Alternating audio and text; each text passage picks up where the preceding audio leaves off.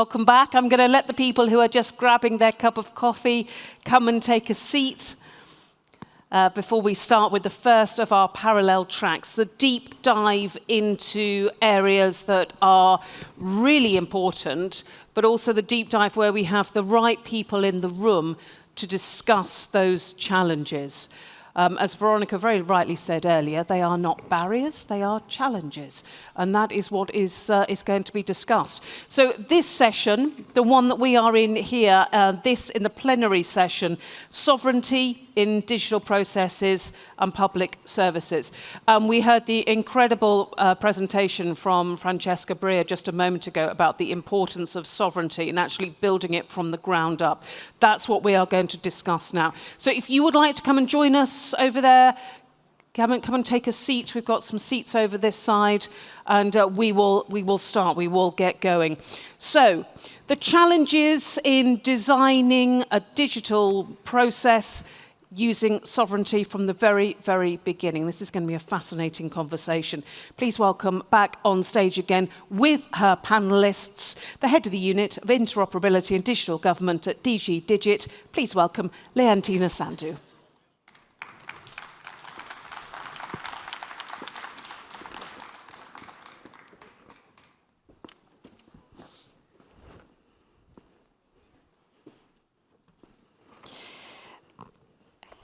Hello again.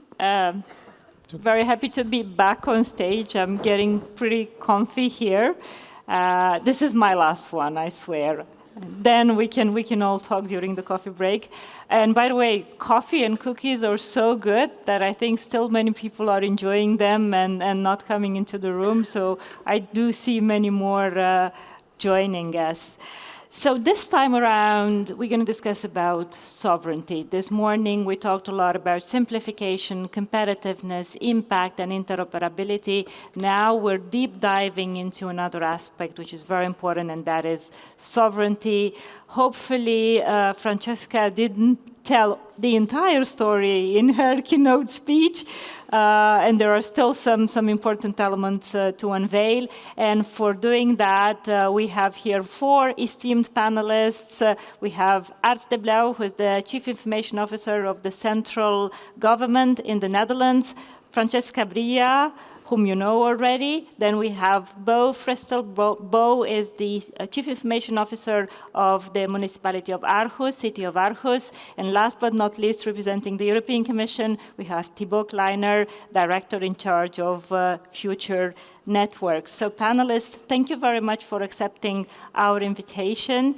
I'm going to have a few questions that I have prepared for you, but we're also going to have questions on Slido. So for you in the audience here in Copenhagen and those of you watching us online, do use hashtag SEMIC 2025 Slido and ask questions. Our panelists will see these questions and will pick up on some of those and answer during today's session. Now, I'm not going to instill more sense of urgency on why it is important to discuss sovereignty. I think Francesca has done it so well in her keynote. So I suggest that we get started if everyone is ready. So as for my first panel, I'll actually ask a bunch of questions into one, the same to all panelists. So first of all, I'd like you to introduce yourselves and tell us a little bit about your work and how your work relates with sovereignty. I also want you to make the link where possible with interoperability, because it is an event discussing interoperability. But then I also like to ask you to tell us what sovereignty means for you. I feel that every time I go to events or I read about sovereignty, there's a different definition. There's a different way of relating to sovereignty. So I want to make sure that we start from a common ground where we all have the same understanding of what sovereignty is. So one of the questions in this warm-up package is, what is sovereignty for you? What does it mean? And then the second aspect is, what are the foundational elements for us to achieve sovereignty and regain some of the control that Francesca was talking about earlier. So to begin with, I would like to start with you, Bo, as you represent the regional and the local level. So tell us a little bit more what sovereignty means for you. Tell us a little bit about your work and about who you are, please. Yeah. Thank you very much. I think digital sovereignty is what we just heard on the stage before. It's about having control over your own data, your own infrastructure, and also being able to make the right technological choices. I think it's also, especially right now, about reducing the dependency we have on a few global actors or vendors. And then it's also a question about increasing our work with using open standards and interoperable solutions. So if I should define it in other words, then it's the difference between owning your own house and renting an apartment. Because if you own your own house, you decide who gets the keys, how many rooms you have, how it's decorated, which kind of security you would like around it. But if you have a landlord that has the keys, you don't have that control. And I think we need that as a municipality, as a country, and also as the European Union. So, if I should say a bit about my work, I work in Aarhus. I have the responsibility for a department called ITK. A bit corny, it's an acronym for innovation, technology, and the Danish word for creativity. And we're about 80 people that has the opportunity to work with this open mindset. So everything we do has the basic, it's founded on open data, open source, and open innovation. So we have, during 15 years, built up the capacity needed for being able to think and work digital sovereign and also interoperable. And if I just a small comment more, I share the board of a common public organization called OS2. So we are 86 out of the 98 municipalities working together in creating open source and interoperable solutions that can be shared and scaled. So that's also a part of my work. Music to my ears, Bo, and I do hope that your open source solutions are also part of the European Federated Catalog of Open Source Solutions, and if not, we're going to have a chat on how to make that happen. Now I'd like to go from the regional perspective to the national perspective. So Art, the floor is yours. Yeah, thank you very much also for inviting me today. Sovereignty is a very important topic. Yesterday I was talking to 1,000 CIOs of Dutch organizations also on the topic, so yeah, it's very important. I know Francesca is working for it on 10 years, but most people, let's say half a year or a year. If we talk about the definition, I see three topics. You have the sovereignty, you have the autonomy, and you have the resilience. So if I talk about sovereignty, then it's important that the systems and data fall under our national and European laws and not under laws from other countries. Also because we want to prevent parties from outside of Europe to have access to our data, and also being able to prevent them to shut our services down. I think everybody read about the case with the International Criminal Court in The Hague. I think for many a wake-up call. But that's the sovereignty, which is more about legal control, and control also should be under European and Dutch law. And if that's sometimes not possible, then at least we should ensure there are the contractual agreements and technical measures to limit the risks. Then briefly about autonomy. With that we mean the government's ability to act and make decisions independently regarding to our digital technologies and also the domains that can be constrained through digital dependencies. So that's the second one. And the third one is digital resilience, which means for us being able to manage our risks and also defend ourselves against digital disruptions. I think these are three different concepts, but they are also interconnected. So if we want to make progress, we have to tackle them all three. Regarding interoperability, I think it's very important because it will prevent us from vendor lock-in by enabling governments to switch from providers rather than being trapped into any proprietary systems.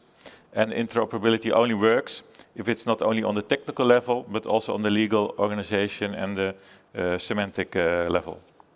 Well, if we look forward, I think it's important for Netherlands and Europe to discuss together how we want to redesign and shape our digital services for a more sovereign and autonomous digital government.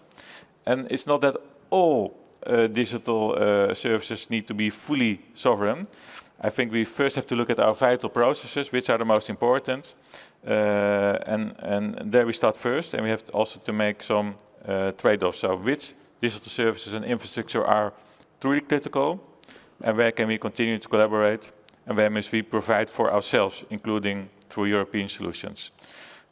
Also, maybe you read about it, but we started a Digital Autonomy Competence Center in the Netherlands. It's based in Amsterdam. And we're also developing a maturity model there to assess the digital sovereignty of the different government organizations. And also we create we call it Digital Autonomy Performance Ladder, so you can rank where you are.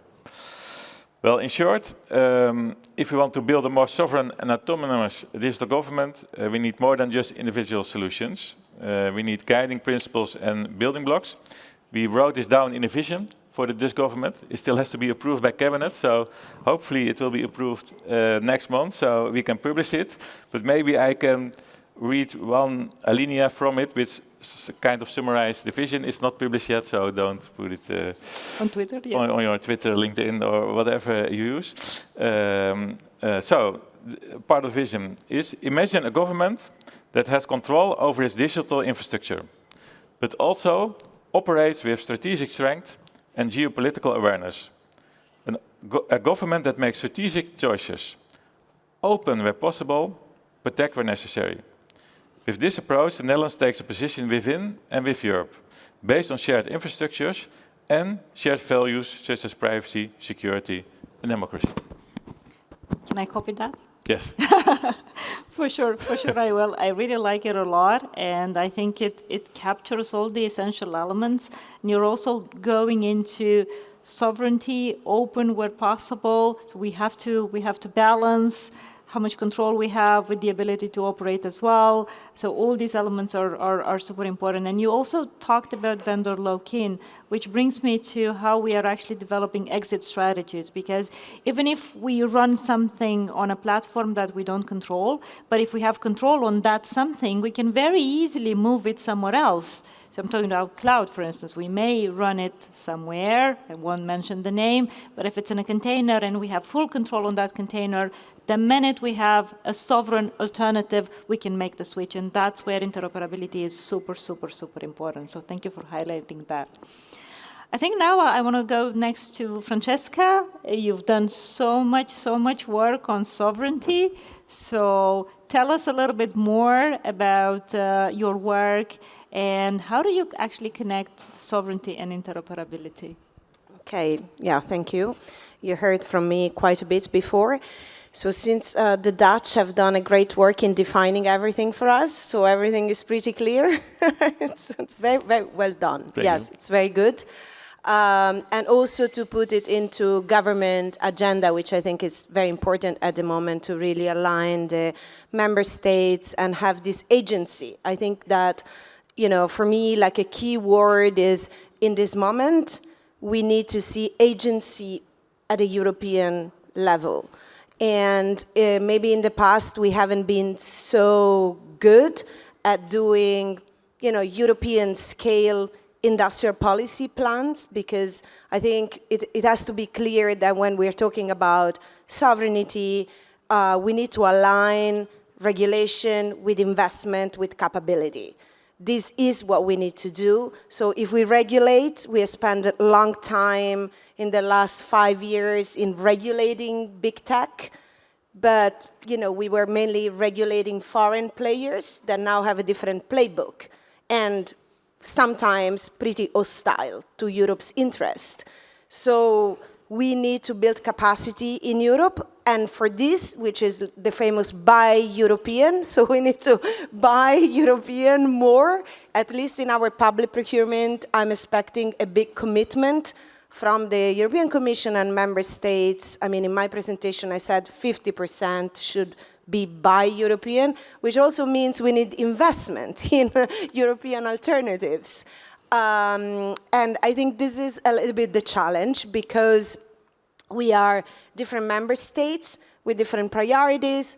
It's not always easy to align, but I think this is critical mission that we have to do together. And on top of that, I don't want to be, I want to say maybe three things. The first thing is that it is very clear that when we talk about digital sovereignty, it's not protectionism as we are seeing on the other side of the Atlantic at the moment. You know, Europe is open by definition in our, economy, but also maybe now we're really the force that's really upholding democracy, the rule of law, and international regulation, so multilateralism. So I think this is a principle that's very important, but if you look at the data, which we have to start from the data, 80% dependency on digital services from foreign players. This is not sovereignty. I mean, you can agree with me, you cannot have a sovereign digital state if you are dependent on 80%. So now, in order to focus where we are putting our resources, financial resources, human resources, where we align where we start from, which was said before, we need to prioritize.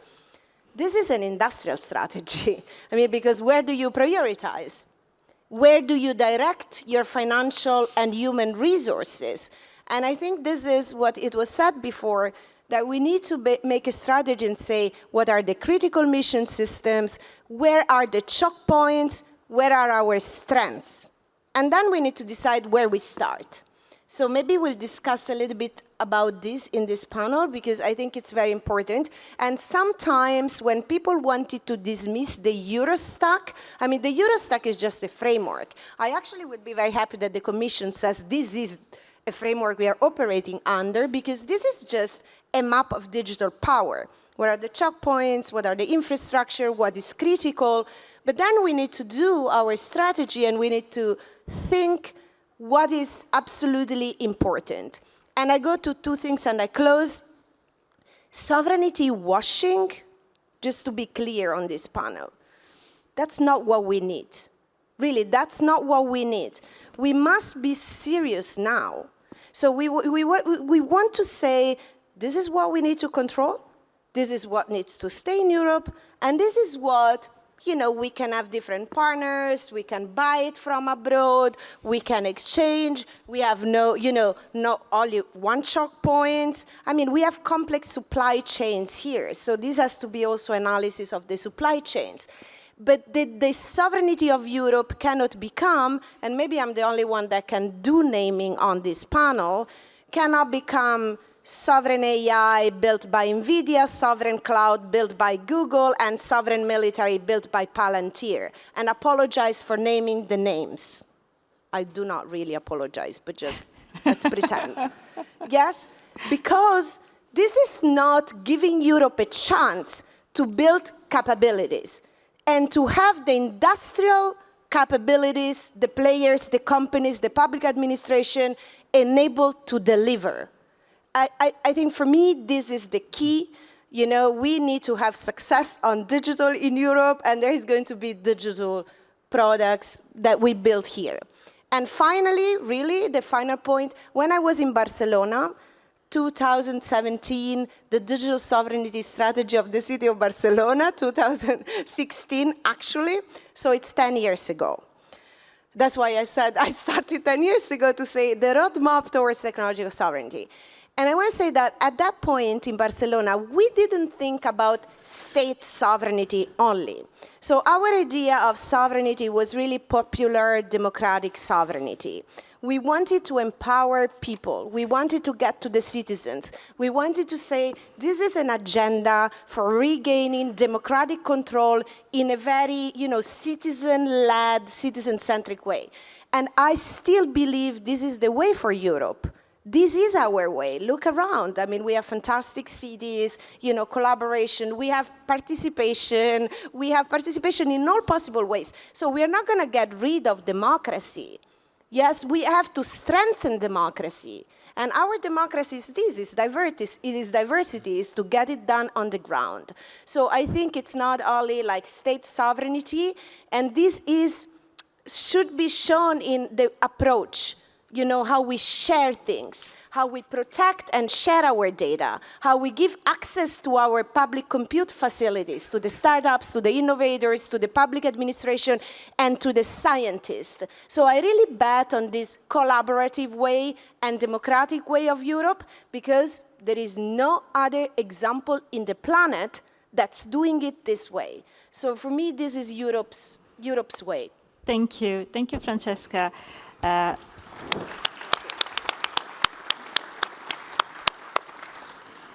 Thibaut, I left you last intentionally because we heard from the regional perspective, national perspective, Francesca, who brought in more perspectives international as well.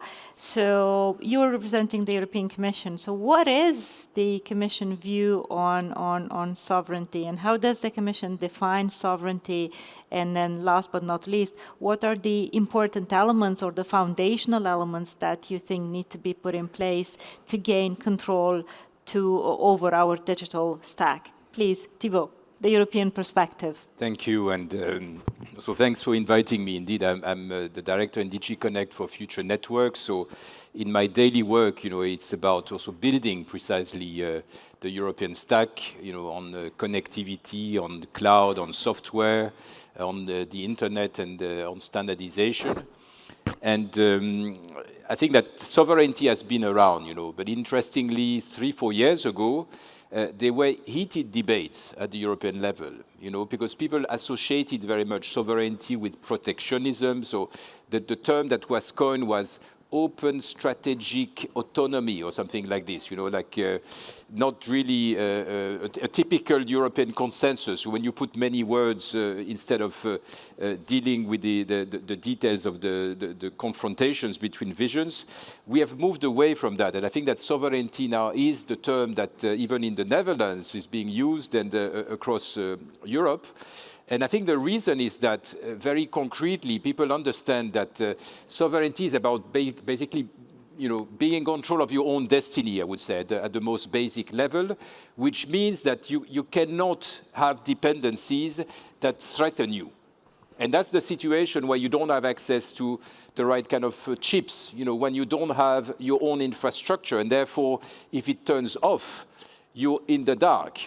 When you don't have your own software, and when somebody is told to switch it off again, as we saw in some institutions in Europe, then you're left with nothing. And I think that's really where we stand. This idea is that in the past years we've built also significant regulation, because also sovereignty is about who you are. It's also about your identity and about the kind of values you want to defend in terms of the digital transformation, the impact it has on our society. But I think today the consensus is that it's not enough to try and regulate foreign technology. You need to have your own, and you need to have the technology that is competitive and that is also a real alternative to what we have been buying traditionally. So I think that, to me, this is really what is happening now. It's the realization that we have no choice but to also stand on our own technological basis. And how do you do that is the next question, because it's nice to say, okay, we all agree we have a problem, but how do we solve it? And I think that apart from the research and development efforts that the Union, the member states have been doing and continue doing, we still have a good basis, but we are not there yet in terms of developing products. And I think one avenue that we see, or at least it is on the screen now, it's about open source. Because open source is basically offering you the possibility to take already a number of modules. They are not finished products, but they are already the basis for you to accelerate and cover the gaps. Because you can take from the open source communities these various elements, and then you can put them together to cover precisely your dependencies and have alternatives. So I think this is really an important element. Another one, I mean, Francesca mentioned it, is to create a market for European products and solutions. Too often there is a kind of a misperception. You know, again, a bit open source developers against smaller players. There is unfortunately this kind of conservatism, including, if I may say, in government and even in the European institutions. We don't buy enough from smaller providers.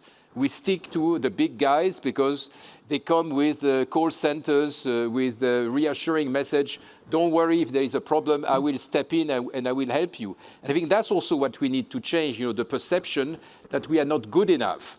Very European in a way, that we have this kind of inferiority complex on technology, while actually we have more programmers in Europe than in the US. That's the absurdity. If we would organize ourselves, there is no reason why we should not be able to develop these technology pieces. And the last thing I would say that is very important, and that's actually the topic of today, is that we should really build on the scale of Europe. And that's where interoperability is a game changer, because I've seen this, across Europe, many municipalities, saying, okay, I want to get rid of these big guys. I'm going to develop my own solutions. Great. But if you reinvent the wheel, it will be an experiment. Whereas if we build interoperable and possibly open source solutions, it will be something that others can pick from the shelves, improve and adjust. And I think this is really what we should start doing, not just have the same problem and solve it in separate corners. We need to unite so that we can also share the technology. And I think there, so the Netherlands is party to an initiative, on the digital commons. I think this is really interesting. France, Germany, Netherlands, Italy are founding members. It's precisely about this, trying to use these digital commons to have real products, real solutions that can be shared across the union, because they are also interoperable. Thanks a lot, Thibaut. And actually, this gives a lot of hope that we are on the right track. We're not only talking about interoperability, but we're also putting some money on the table, as Francesca asked for, to make things happen. This is a collective effort, and the value comes from bringing all the parties together to develop these solutions and creating the alternatives we need, alternatives made in Europe. Now, for me, sovereignty is, you said, Bo, that for you it's like an apartment. For me, it's more like a car.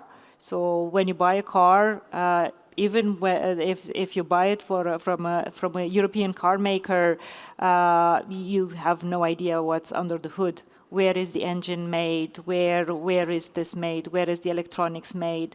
And the truth is that if you open up the hood, you actually realize that every tiny component probably comes from a very different place. So sovereignty is a multifaceted concept. It has so many challenges that comes with it, and whether or not we want to have 100% degree of control on all the tiny elements of the car, or we want to have control on what we consider that is the most important elements of the car. I don't know, maybe the electronics of the car, because now it's mostly electronics, the engine of the car, the way the car is fueled. So that's a choice that we need to make. So we need to be very conscious that aiming for 100% maybe not be realistic at this point in time. Knowing where we want to be on the ladder that you mentioned, it's super important, and knowing which are the critical elements where we must absolutely have 100% control, that is super important as well. But I'm happy that, and I hope that everyone has now a better understanding of what sovereignty is, what are the foundational elements, so that we know what we're talking about. So that brings me to the second part of the panel, where, as for my previous panel, I will only ask one question, so I'll make it a little bit simpler for you. You also have questions on Slido, so don't hesitate to check and pick up on those as well. And that's for this second part, I will ask different questions to each of you. And I'll start with you, Art, as you're next to me. I know that you've published your own strategy on cloud sovereignty, and with this strategy, you're calling for more influence on European procurement, but you're also calling for more open applications, open standards. Tell us a little bit more about this strategy, and also tell us how this strategy fits into your Dutch digitalization strategy as well, please. Yes, thank you very much. Indeed, last summer the Dutch government decided on a digitalization strategy. We created this together also with the cities and the provinces, and also the authorities for the water and the riverways. I think it's very important that we came to one strategy for the whole government, central and decentral government. Cloud is one of the priorities in this. And it was already said like 80% of the digital technologies and infrastructures are from non-European providers. And more than 70% of Europe's cloud market is by 3 hyperscalers. So we have to do some work there. So I think it starts with a common definition. So what's a sovereign cloud? Also because we have this sovereign washing, which was already mentioned, and I think it should be clear, should be good if you have like a collective definition. That's also good towards the vendors, that we have the same criteria and we say, this is the criteria for what we see as a sovereign cloud. Well, if we also, I think the procurement was already mentioned. Government is a very big procurer in the Netherlands, but also in the rest of Europe. So I think it's also good that with our procurement, we also focus more on European alternatives. We cannot do this on our own, we must do this collectively. And I think we should place a few big bets. So suppliers that we expect that can play a significant role, because if every country spreads their effort, on many companies, then we don't get a valid and big European alternative. So some big bets would be very helpful. Already mentioned was the EDIC. I was chosen the chair of the EDIC. I'm very honored to do this. So we'll have the launch event December 11th. You're all very welcome in The Hague. And I think there we also want to combine our strengths in Europe. Was already mentioned with Italy, France, Germany. But we also have a few observing countries as well to scale up open alternatives for on different kinds of software, whether it can be AI software, workplace software. I think this is a very good start. And I think it's very important that we strengthen Europe's position together. So I always say we want to go from a responsible user, we still want to use it responsible, but also to a creator of our own digital future. Thank you very much, Art, and I look forward to go more into details into your cloud strategy. But talking about cloud, and I want to go to Thibaut next.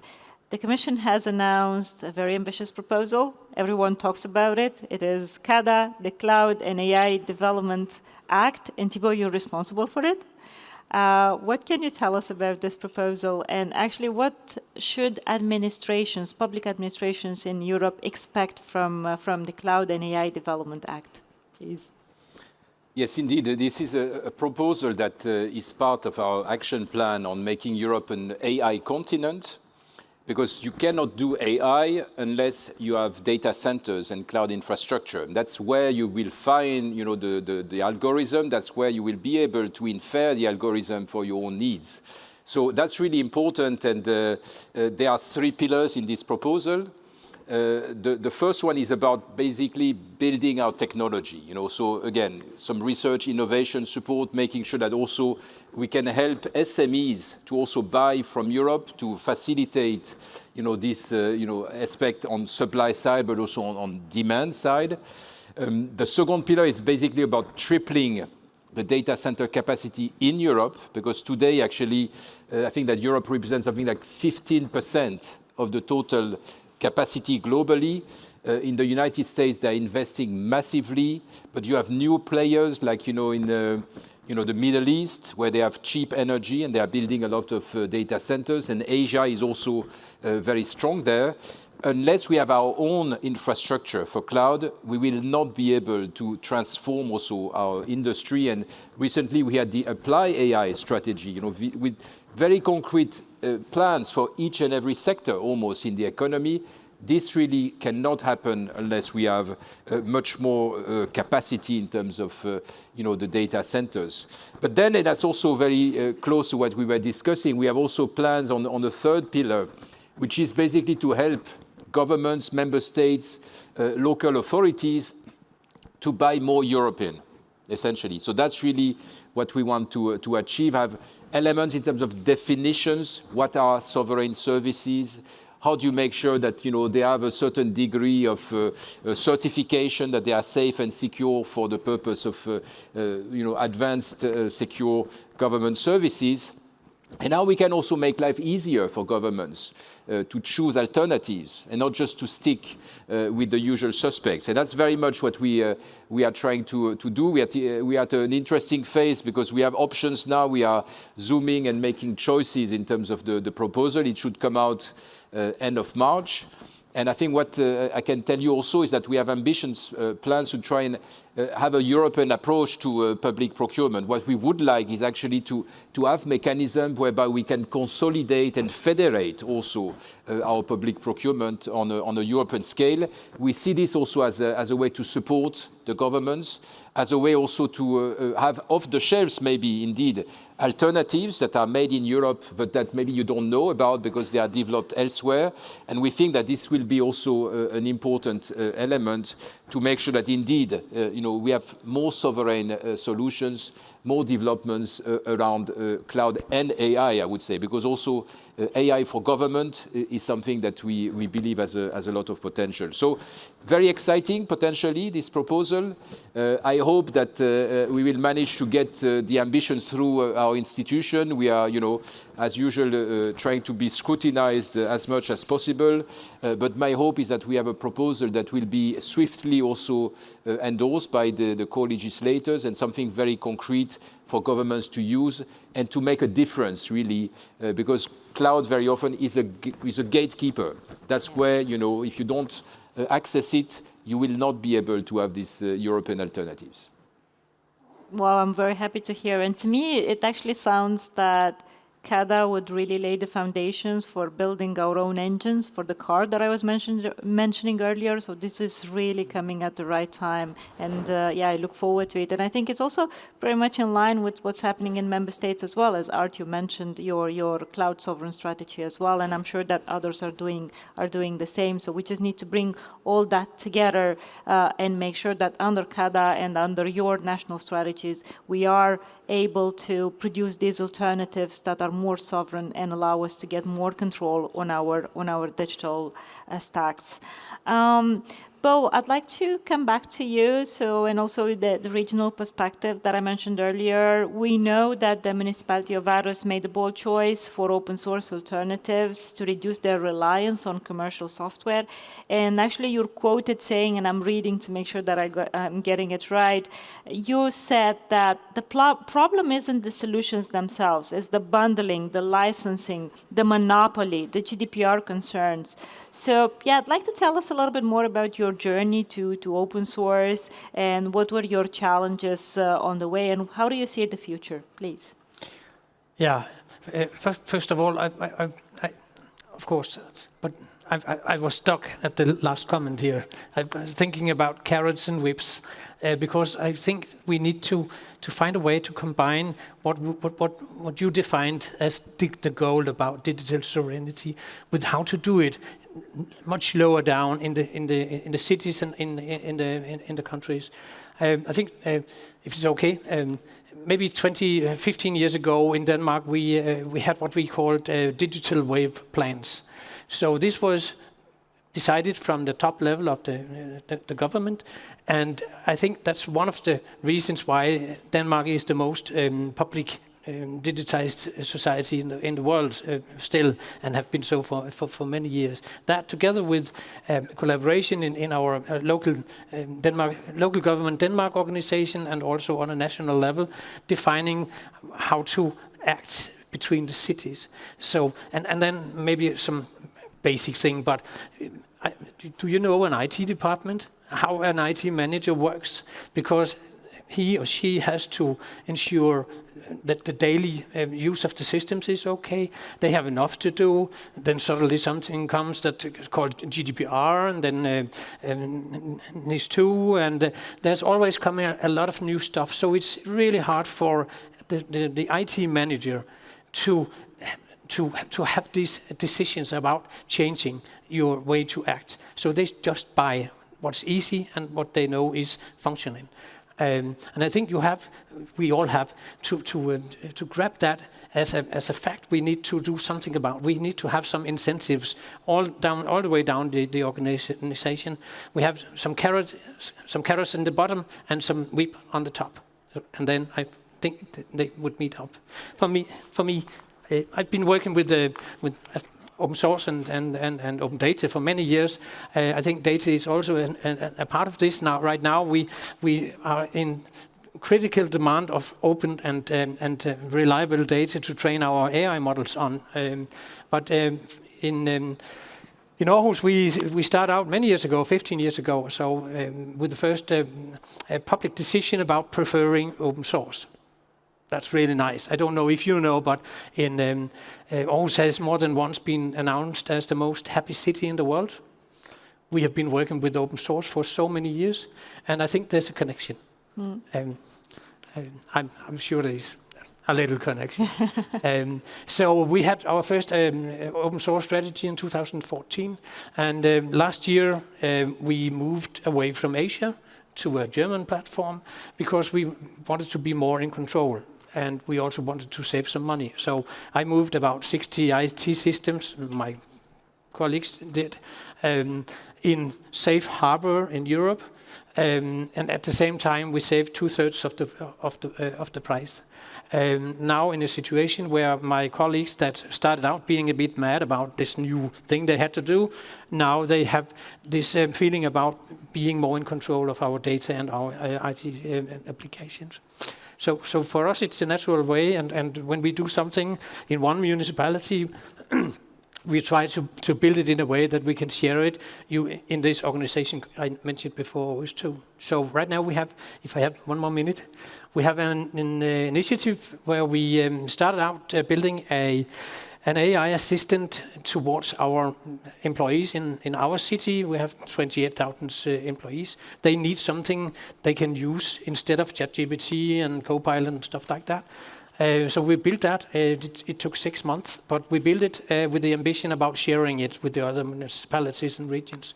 And actually right now we are changing it, transferring it to OS2. Half of the cities, the municipalities in Denmark have said we want to have this. 3 out of 5 regions the same. So in this January, we are going to roll it out to the other cities, hopefully supported as the next step by the government's AI task force. Right now they are pointing out some grand scale solutions. And the last thing I would mention, I try to describe as a staircase. It is an EU application we sent in early October together with your colleagues and some colleagues from Belgium and Luxembourg, trying to lift this, not only the platform, but also the standards, what we have inside the platform, to an European level. It's called Europe AI, our application, and we are looking forward to see what it brings in January. Well, really, thank you for that. And it's so amazing that you are thinking already at design phase on how to share that work with others, how your investment can benefit other municipalities, and that is truly amazing. Really, congratulations on that. And I also pick up on some other elements from your intervention. I mean, obviously, when we talk about sovereignty, we talk also a lot about open source software, which is important. Nobody denies that. But this said, we also need to look at what are the other elements that are important for building open digital ecosystems. And you mentioned data. So yes, you can have open source software, but if you don't have open data, how would that work? If you don't have open APIs, how would that work? If you're not based yourself, because you can have open source software not based on open standards. So we really need to look at the entire ecosystem, and we need to look at all the shakers and movers, all the elements that can make us create ecosystems where we have control, an ecosystem that we can shape and adapt according to our needs, and also ecosystems that we can share with others as well, so that others can benefit, and collectively we can make it better. So Thank you for that. Francesca, I'm closing this round with you. You're one of the authors of the Eurostack project. You mentioned it in your interventions as well. Tell us a little bit more about this initiative and how do you see a European digital ecosystem in practice? How would it look like, please? Thank you. I actually wanted to start from the previous intervention because in my career, but also I think it's very clear that in Europe, some of those solutions, so what we need to do, will come bottom up. It will not come top down. So it will not be the European Commission apologies or the government telling you the right way to do it. So sometimes really the way to do it will come from more municipalities together or even region or a very innovative startup. We know how it works. And I also think that this is a strategic organizational question in many of our organizations. Sometimes, for example, the job you do, like the CIOs or the IT department, in many organizations, I have this derived, but I was really thinking about that, is like someone somewhere in a department taking care of the computers and the data centers and fixing things. And all the time I come to a new task organization, I always say, well, let's look into that, but maybe this shouldn't be somewhere fixing computers, this should be strategic stuff. So this should be very close where decisions are taken, yes, in the government. This is the first step, we should empower the geeks, sorry, we should empower them to be very close where, the data enable you to make critical decisions. So this is a strategic choice to be able to have the digital strategy very close to where real decisions happen. I don't think this is always the case, and this is an organizational shift that we have to do. So, and it should happen at a local level, but also at the national member states level and in Europe. Because with that, we are able to be much more strategic about those kind of choices that we take.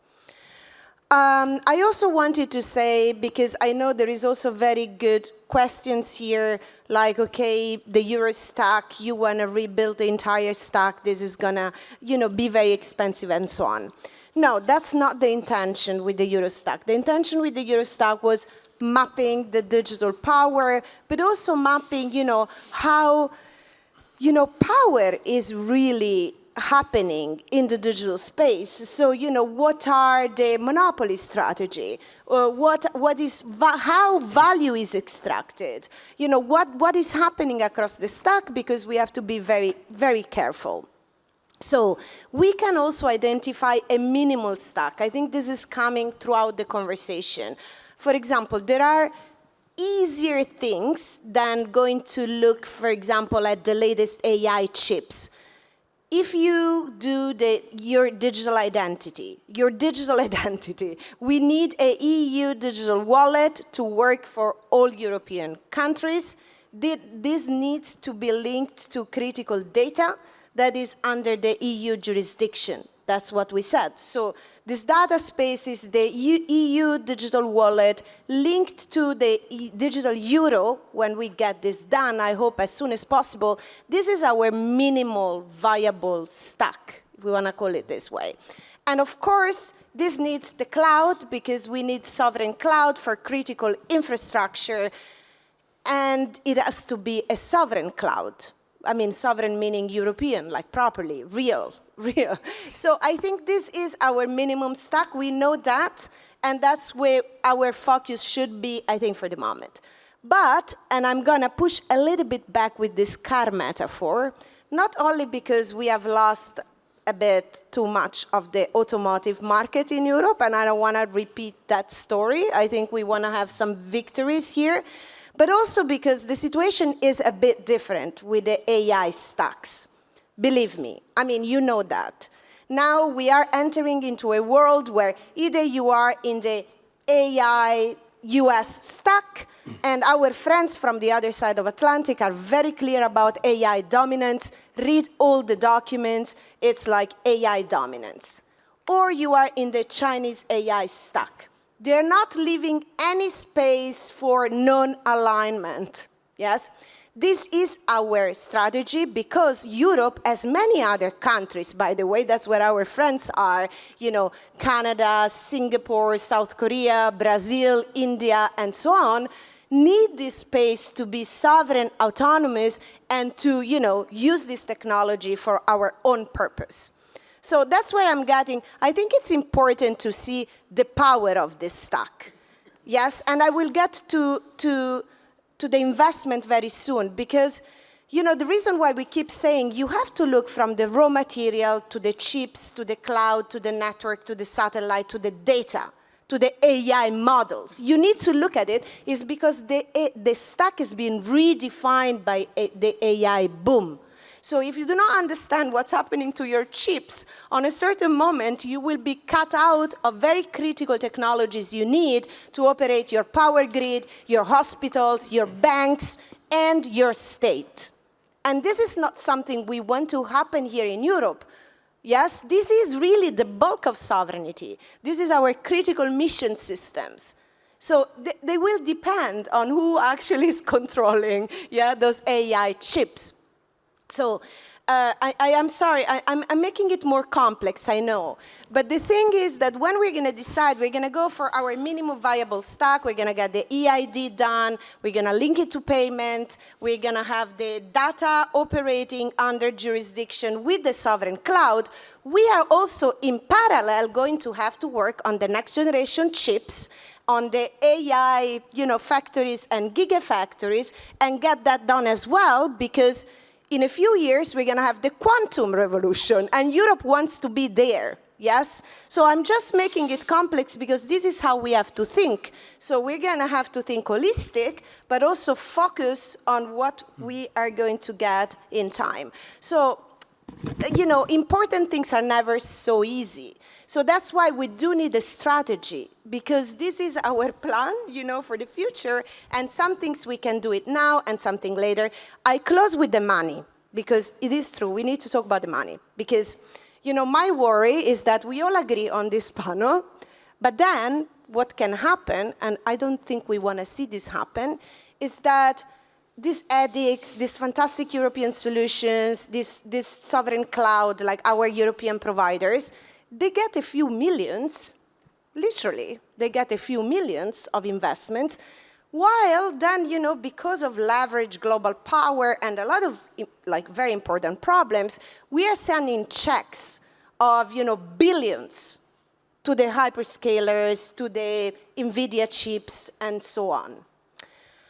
I want to be realistic here. I want to be realistic because we have the MFF coming up, because we are investing in, we have the the competitiveness fund, we have a scale-up fund. Europe is now rolling out a lot of instruments.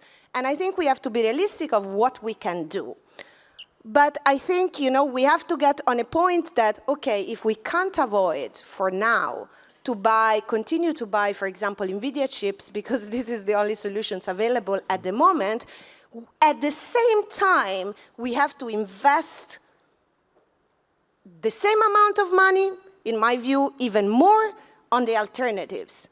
In this way, we're going to get there. We're going to get there. I mean, Europe can do it. We have fantastic, research centers. We have some of the most important startups. They're now working in the States. We can get the talent back. We can do our AI labs here and work on critical mission AI application. Thank you. Adopting. Thank you. Sorry. Thank you, Francesca. So let's put the money, basically we put the money where we are saying, just put more money there on the alternatives. So, very clear call from Francesca to all of us, show us the money.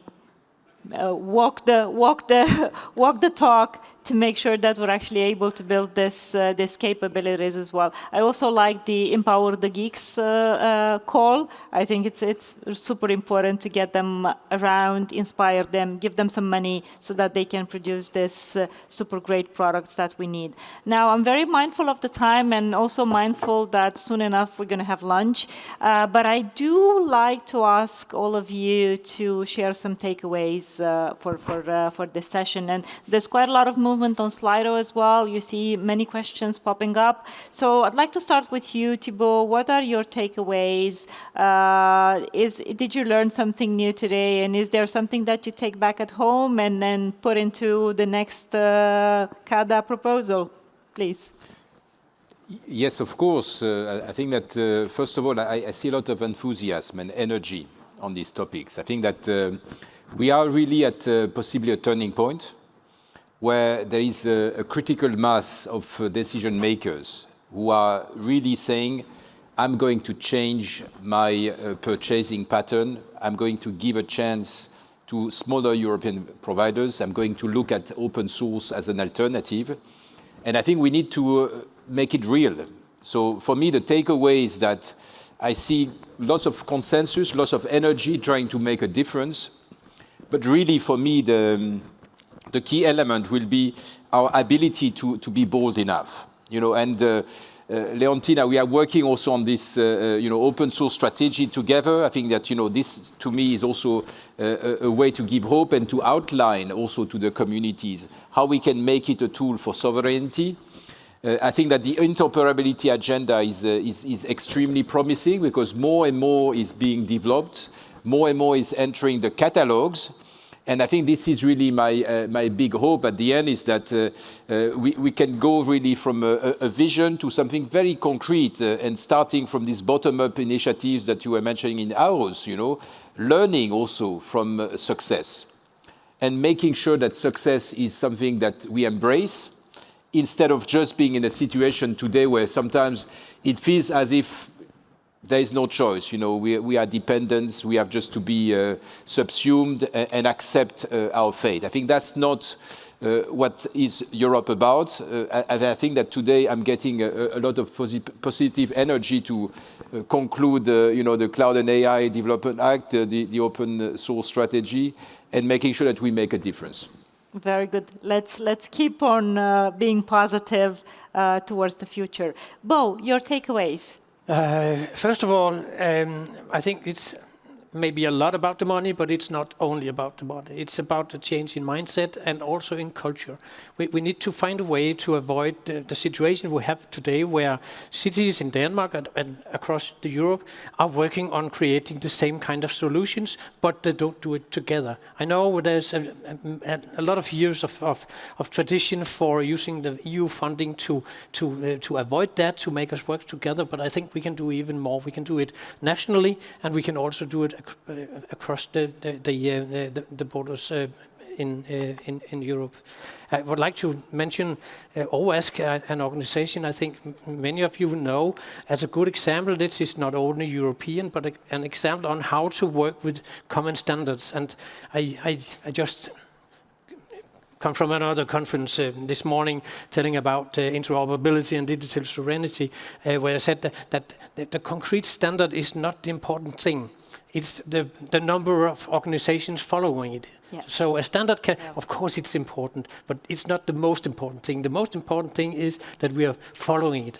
So instead of using years to create a standard for some kind of functionality, why shouldn't we just join up, follow what we have, and then put the effort in doing fine-tuning that, so to speak.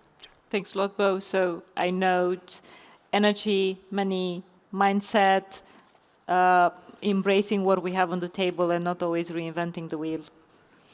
Francesca, one last conclusion on your side. Yes, maybe what I take is to move from this so-called, Brussels effect into this adoption effect, because that's why I insist that the 10 billion sovereign tech fund, actually very small 10 billion, right? Thibaut is very small 10 billion compared to what we need. So that's a starting point to buy European, invest European, because it's better. Not just because it's European, because at the end of the day, we're going to have to, get adoption. This is our target. And people will adopt if it's better. Yeah. Not because it's European. It's European and it's better. And so if we align the whole thing, it's going to be the adoption effect that's going to drive this alternative, democratic, digital future. Great. So I add adoption to the list as well. Art? Yes, I think sovereignty has become a very important topic. We notice this here, I notice this in many places. So I think for me it's one of my top priorities the next few years. I also think interoperability is a very important condition to become more sovereign. So I think this goes hand in hand. And I think it's also important to work together as European countries and cities, also to create the conditions in the market, what are the criteria, but also to combine our procurement power to give more stimulus to the European solutions. And in the end, what I said, from only being a responsible user, we also need to be creating our own digital future as European countries. Fantastic. So then we add interoperability, procurement, collective effort to the list as well. These are really, really great takeaways, and I thank you for that. I think I also wanted to make a little bit of publicity for small projects that are empowering the geeks, as Francesca was saying earlier. We do have a GovTech incubator running, and we're working nowadays with 25 partners from all across Europe. These are small projects, but it's a great opportunity to bring this small, innovative GovTech partners together to try to solve together common problems. And then another one is our Public Sector Tech Watch initiative. And actually this afternoon, we will give some awards to the best cases of innovation in the public sector in Europe. So stay tuned to that as well. I just took the opportunity to make some publicity for that as well. Thank you very much to our panelists for your energy, for your great ideas. I think I'm leaving more hopeful than I came, that actually there is a sovereign future for us, a digital sovereign future. So thank you for your insights. Now let's give our panelists a big round of applause.